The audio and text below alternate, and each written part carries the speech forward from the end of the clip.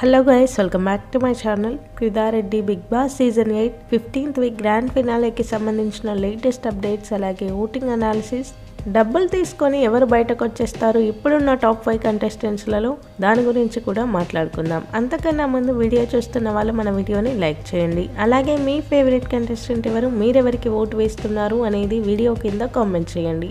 మీ కమెంట్స్ని బట్టే తెలుస్తుంది జెన్యూన్గా ఎవరికి ఎక్కువ ఫ్యాన్స్ ఉన్నారు అనేది. టాప్లో నిఖిల్ ఉన్నాడు 42% ఓటింగ్తో. క్లియర్గా అందరికీ తెలిసిన విషయమే, నిఖిలే విన్ అవుతాడు ఈ సీజన్. సెకండ్ ప్లేస్లో గౌతమ్ ఉన్నాడు 32% ఓటింగ్తో. నిఖిల్కి గౌతమ్కి చాలా డిఫరెన్స్ అయితే ఉంది. ఆల్మోస్ట్ 10% ఎక్కువ ఓటింగ్తో ఉన్నాడు నిఖిల్ గౌతమ్ కంటే. ఖచ్చితంగా నిఖిల్కి విన్ అయ్యే ఛాన్సెస్ ఎక్కువగా ఉన్నాయి.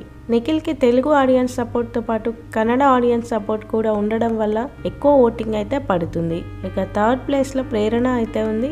ప్రేరణకి 12% ఓటింగ్ అయితే వస్తుంది. ప్రేరణకు కూడా మంచి ఓటింగ్ అనే చెప్పాలి.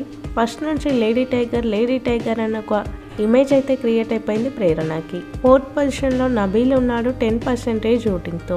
నబీల్కి చాలా తక్కువ ఓటింగ్ అనే చెప్పాలి.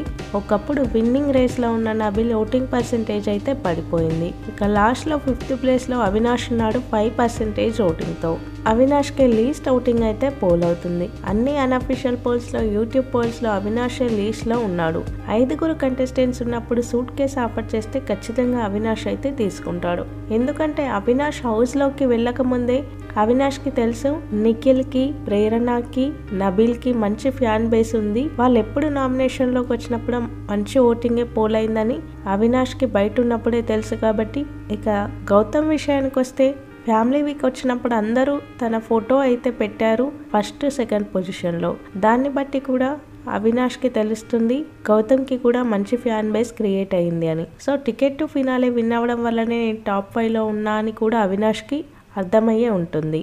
ఖచ్చితంగా 5 మెంబర్స్ ఉన్నప్పుడు మనీ ఆఫర్ చేస్తే అవినాష్ అయితే తీసుకుంటాడు.